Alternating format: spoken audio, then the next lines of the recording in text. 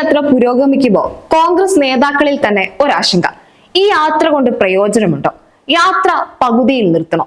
ഇങ്ങനൊരു ചിന്ത കോൺഗ്രസ് നേതാക്കളിൽ ഉടലെടുത്തിട്ടുണ്ട് എന്ന വാർത്തകളെ അങ്ങനെ തള്ളിക്കളയാൻ കഴിയുന്ന സാഹചര്യത്തിലൂടെയല്ല ന്യായ് യാത്രയുടെ പോക്ക്. ഭാരത് ജോഡോ യാത്ര വമ്പൻ ഹിറ്റാണെന്ന് പ്രതീക്ഷിച്ച കോൺഗ്രസിന് ഇരുട്ടടി സമ്മാനിച്ചാണ് ലോക്സഭാ തിരഞ്ഞെടുപ്പിന്റെ സെമി ഫൈനൽ എന്ന് കണക്കാക്കിയ 4 സംസ്ഥാനങ്ങളിലെ നിയമസഭാ തിരഞ്ഞെടുപ്പ് ഫലം പുറത്തു വന്നത്. 3 സംസ്ഥാനങ്ങളിലും വിജയം ഉറപ്പിച്ച് BJP കരുത്തുകാട്ടി. തെലങ്കാന കൊണ്ട് മാത്രം കോൺഗ്രസിന് തൃപ്തിപ്പെടേണ്ടി വന്നു. ഭാരത് ജോഡോ യാത്രയ്ക്ക് പുറമെ ഇന്ത്യ എന്ന പ്രതിപക്ഷ സഖ്യം ഉണ്ടാക്കിയിട്ടും ചലനങ്ങൾ ഒന്നും ഉണ്ടായില്ല.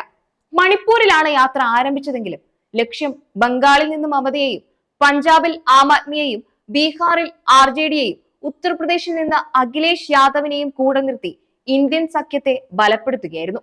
എന്നാൽ അത് സാധ്യമായില്ല. ഇന്ത്യൻ മുന്നണിയിൽ നിതീഷ് കുമാറിനെ പിടിച്ചു നിർത്താനും കോൺഗ്രസിന് കഴിഞ്ഞില്ല. സ്ഥാനത്തിന് വേണ്ടി മറുകണ്ഠം ഒരു ദയവുമില്ലാതെ ചാടുന്ന നിതീഷ BJPക്കൊപ്പം ചേർന്നു.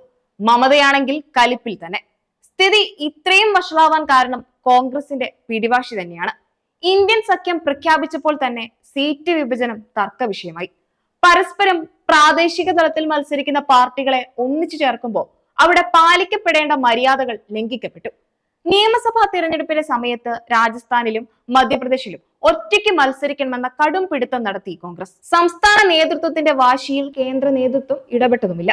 മധ്യപ്രദേശിൽ സമാജ്വാദി പാർട്ടിക്ക് 5 സീറ്റ് പോലും നൽകാൻ മുഖ്യമന്ത്രി കമൽനാഥ് തയ്യാറായതുമില്ല. ഉത്തർപ്രദേശിൽ അഖിലേഷ് യാദവിന്റെ സമാജ്വാദി പാർട്ടിക്കും ചെക്ക് വെച്ചു. ഇതോടെ തർക്കം രൂക്ഷമായപ്പോ സീറ്റിന്റെ പേരും പറഞ്ഞ് ബംഗാളിൽ വരേണ്ടെന്ന മമത ശാസിച്ചതോടെ അതേ പാത ആം ആദ്മിയും സമാജ്വാദി പാർട്ടിയും സ്വീകരിച്ചു. ഒരു BJP ബദലിന് കോൺഗ്രസിന് മാത്രമേ സാധിക്കുകയുള്ളൂ. അത് മനസ്സിലാക്കിയാണ് പ്രതിപക്ഷ പാർട്ടികൾ കോൺഗ്രസിനൊപ്പം ഇന്ത്യൻ സഖ്യം രൂപീകരിക്കാൻ ഇറങ്ങിയത്. പക്ഷേ കൂടെ വന്നവരെ തൃപ്തിപ്പെടുത്താൻ വിട്ടുവീഴ്ചകൾക്ക് കോൺഗ്രസ് തയ്യാറാകാത്തത് ഇന്ത്യൻ സഖ്യം വീഴാനൊരു കാരണമായി രാഷ്ട്രീയ നിരീക്ഷകരും ചൂണ്ടിക്കാട്ടുന്നുണ്ട്.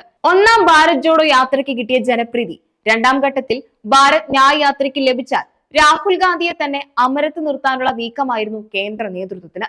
എന്നാൽ ന്യായ് യാത്ര പ്രതീക്ഷിച്ച ഫലം നേടാതെ വന്നതോടെ നേതാക്കളും ആശങ്കയിലാണ്. ചലനമൊന്നും സൃഷ്ടിക്കാതെ ന്യായ് യാത്ര കടന്നു പോവുകയാണെന്ന് അവർ പരിതപിക്കുന്നു.